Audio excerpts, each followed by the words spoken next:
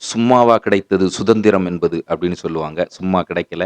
எத்தனையோ உயிர் தியாகங்கள், எத்தனையோ பலிகள், எத்தனையோ இரத்த இழப்புக்கள், எத்தனையோ குடும்பங்களுடைய இழப்புக்கள், பொருள் இழப்புக்கள் எப்படி என்னெல்லாமோ செய்து எவ்வளவோ கஷ்டப்பட்டு, நஷ்டப்பட்டு, துயரப்பட்டு, துன்பப்பட்டு, அடிபட்டு, மிதிப்பட்டு, வாட்டிடுவேன், வதைத்திடுவேன், மிதித்திடுவேன், சுட்டு வீழ்த்திடுவேன் என்ற கருவெள்ளையனுக்கு என் சதையைத்தான் துண்டு துண்டாக்கினும் என் எண்ணம் ஓய்ந்திடுமோ, எங்களுடைய கடமை மாறிடுமோ அப்படின்னு சொல்லி வீராவேசமாக தேசபக்தியோடு போரிட்ட, உயிரை துச்சமென, உயிரை மயிரென நினைத்து போரிட்ட அந்த தியாகிகள், அவர்களுடைய வீரம், அவர்களுடைய அந்த செயல்பாடுகள் தான் இன்னைக்கு நாம் சுதந்திர காற்றை சுவாசித்துக் கொண்டிருக்கின்றோம். எத்தனையோ பேரை சொன்னோம்.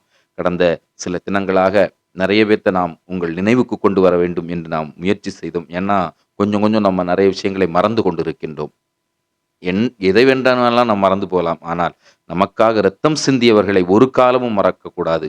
அதற்காகத்தான் இந்த பதிவுகளை நாம் இங்கே பதிவு செய்து கொண்டிருக்கக்கூடியது. இந்த இந்தியாவிற்கு சுதந்திரம் தரக்கூடாது என்று இங்கிலாந்து பார்லிமெண்ட்ல வின்ஸ்டன் சர்ச்சில் எதிர்க்கட்சி தலைவராக இருந்தவர் பேசினார். அவங்களுக்கு சுதந்திரத்தை அனுபவிக்கக்கூடிய தகுதி கிடையாது அப்படின்னு சொன்னாரு.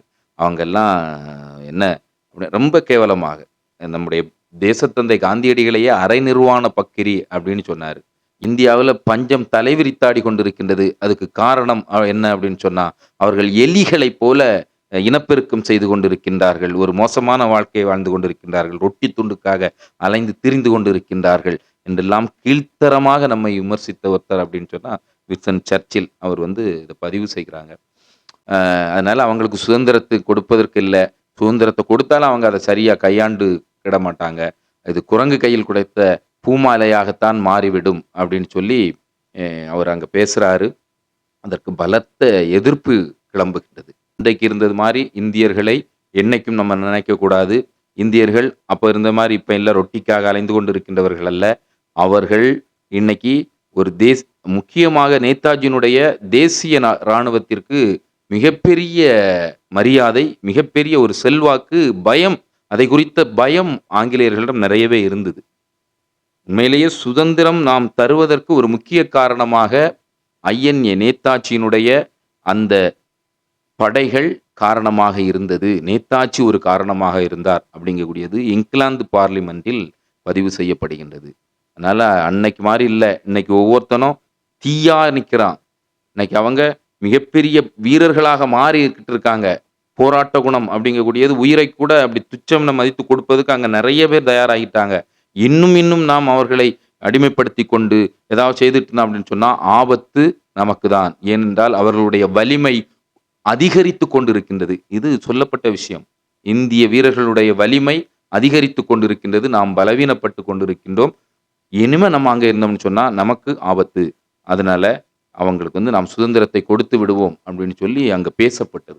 ஒரு வழியாக இந்திய சுதந்திரம் அப்படிங்கக்கூடியது 1947 ஆகஸ்ட் 15 அன்னைக்கு இங்கிலாந்தினுடைய அதிபர் அட்லி அப்படிங்கக்கூடியவங்க மவுண்ட் பேட்டன் வாயிலாக அது இந்தியாவுக்கு சுதந்திரம் என்று அறிவிக்கப்படுகின்றது. அதுக்கு பிறகு கிட்டத்தட்ட 80 வருடங்கள் ஆகிவிட்டது. இந்த 80 வருடங்களில் அதற்கு பிறகும் இன்றைக்கு வரைக்கும் பிரச்சனைகளை சந்தித்து கொண்டே இருக்கின்றோம். அதுதான் உண்மை.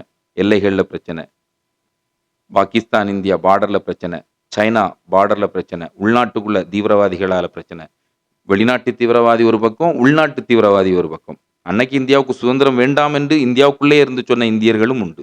இந்தியாவிற்கு சுதந்திரம் வேண்டாம், நீங்க தான் எங்களை ஆட்சி செய்ய தகுதியானவர்கள், வெள்ளையர்கள் ஆங்கிலேயர்கள் இங்கிருந்து போய்விட்டார்கள் என்று சொன்னால் ஒரு குண்டூசி கூட தயாரிக்கக்கூடிய ஒரு லட்சணம், ஒரு அறிவு, திறமை இவங்க கிடையாது அப்படின்னு சொல்லி இந்தியாவில், அதுவும் தமிழ்நாட்டுக்குள்ளே இருந்து அவனுக்கு நீங்க இங்கே விட்டு போகக்கூடாது ஐயா அப்படின்னு சொல்லி கையெடுத்து கும்பிட்ட ஆட்கள் நம்முடைய நாட்டிற்குள் இருந்தார்கள். அதையும் நம்ம பார்க்க தான் செய்கிறோம். இவற்றையெல்லாம் தாண்டி நாம் இன்றைக்கு சுதந்திரம் பெற்று 80 வருஷமா போராடிக்கிட்டே இருக்கோம். ஒவ்வொரு காலகட்டத்திலும் இந்தியா சைனா போர், அதில் எத்தனை உயிர்கள், இராணுவ வீரர்களுடைய உயிர்கள் அங்கே கொடுக்கப்பட்டது தெரியுமா? இந்தியாவுக்கும் பாகிஸ்தானுக்கும் எத்தனை போர், கார்கில் போர், மேஜர் சரவணன் அவரெல்லாம் மறக்க முடியுமா? எவ்வளவு பெரிய உடம்பு முழுக்க ஆணி அடித்திருந்தார்கள். ஆணி அடித்து அனுப்பியிருந்தாங்க ஒரு இராணுவ வீரரை. அந்த அளவிற்கு சித்திரவதைகள் இந்தியாவிற்காக அனுபவித்துக் கொண்டிருக்கின்றார்கள்.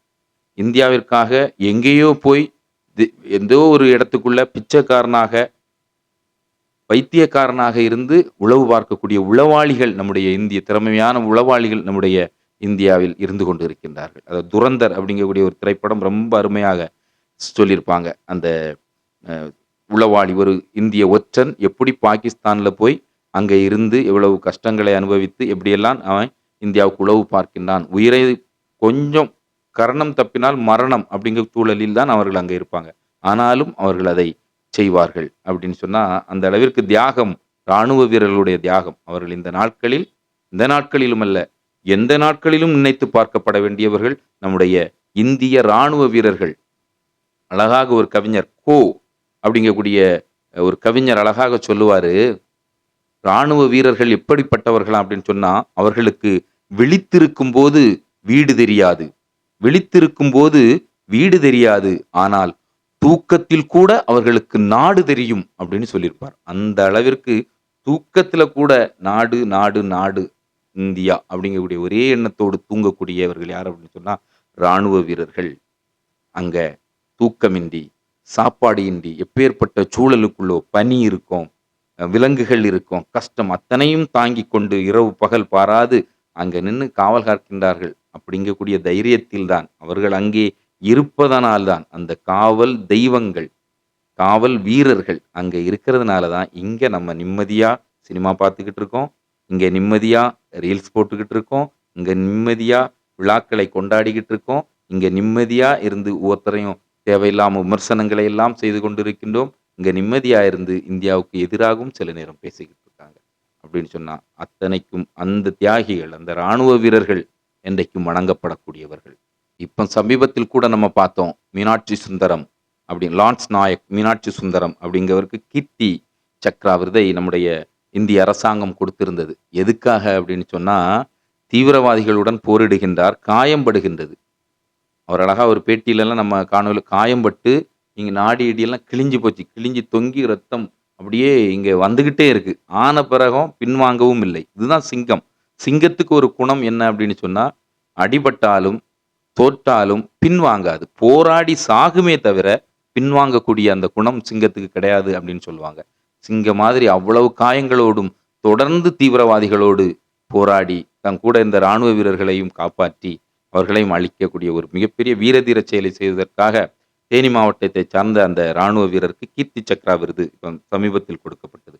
இது மாதிரி சிந்தூர் ஆப்பரேஷன் மறக்க முடியாத ஒரு ஆப்பரேஷன். அதுல அந்த 2 பெண்கள் விமானத்துல போய் பகல்காம் தாக்குதலுக்கு பதிலடியாக விமானத்துல அவங்கள வச்சு தான் பதிலடி கொடுக்கணும் என்பது ஒரு ஒரு சவால் தான் அது. அத எடுத்து 2 பெண்கள் தனி விமானங்கள்ல போர் விமானத்துல போய் யாரு நம்மள தாக்குதல் பண்ணானோ அந்த தீவிரவாதியை போய் அவனுக்கு இடத்துல போய் துல்லியமாக அந்த தீவிரவாத முகாம்களை அழித்து இரவோடு இரவாக ஒரே இரவு தான் 2 மணி நேரம் 3 மணி நேரம் ஆபரேஷன் போய் அடிச்சு நொறுக்கிக்கிட்டு 2 பெண்கள் இதை சாதித்தார்கள். 2 பெண்கள் இதை சாதித்தார்கள். எவ்வளவு பெரிய ஒரு சாதனை பாருங்க.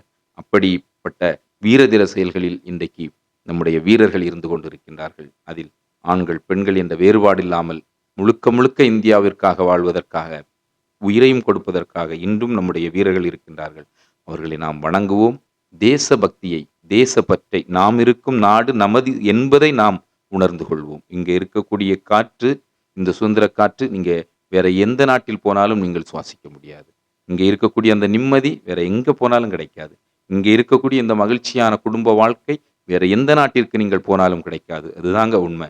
அதனால இந்த தேசத்தில் பிறந்ததற்கே நாம் புண்ணியம் செய்தவர்கள் என்பதை நாம் நினைத்து பார்க்க வேண்டும், நினைத்து கொள்ள வேண்டும். அதற்காக நாம் அந்த பாரத தாய்க்கு நன்றி சொல்வதோடு நாம் அத்தனை வீரர்களுக்கும் நன்றி சொல்வோம், அத்தனை தியாகிகளுக்கும் நன்றி சொல்வோம், அவர்களுடைய குடும்பங்களுக்கு நன்றி சொல்வோம். மீண்டும் மீண்டும் நம் பாரதத்தை வல்லரசாக, உலகத்தினுடைய முதல் அரசாக மாற்றுவதற்கு முயற்சிகளை நாம் ஒவ்வொருவரும் செய்வோம். நாம் பெற்றிருக்கக்கூடிய இந்த சுதந்திரம் என்பது நாம் போதைப் பொருட்களை உபயோகித்து சீரழிவதற்காகவோ, இல்லை என்று சொன்னால் நாகரிக முகத்தில் சிக்கி சின்னாபின்னமாகுவதற்காகவோ, அல்லது சுதந்திரம் என்ற பெயரில், உரிமைகள் என்ற பெயரில் எதையெதையோ பேசுவதற்கும், எதையெதையோ எழுதுவதற்கும் என்பதற்காகவோ, அல்லது விதவிதமாக ஆடம்பரமாக ஏகபோகம், சுகபோகம் அனுபவிப்பதற்காகவோ இல்லை என்பதை நாம் புரிந்து கொள்ள வேண்டும்.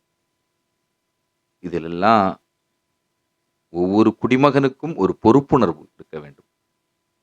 ரெஸ்பான்சிபிலிட்டி ஆஃப் சிட்டிசன் அப்படின்னு சொல்லுவாங்க. அந்த பொறுப்புணர்வு ஒவ்வொரு இடத்திலும் பொது இடங்களிலும் நாம் பேசும்போது, நாம் எழுதும்போது, ஒவ்வொரு இடத்திலும் பொறுப்போடு நாம் செயல்பட வேண்டும். சுற்றுப்புறச் சூழலை பாதுகாப்பதில், போதையிலிருந்து விடுபடுவதில், நல்ல எண்ணங்களை நமக்கு மட்டுமல்ல, நம்மைச் சார்ந்தவர்களுக்கும் விதைப்பதில், இது எல்லாவற்றிலும் ஒவ்வொரு குடிமகனுக்கும் பங்கு இருக்கின்றது. விதிகளை, சட்டங்களை மதிப்பதில், இது எல்லாமே நம்ம செய்ய வேண்டிய விஷயம் இதுதாங்க. இத்தனையும் மதித்து நாம் நடக்க வேண்டும்.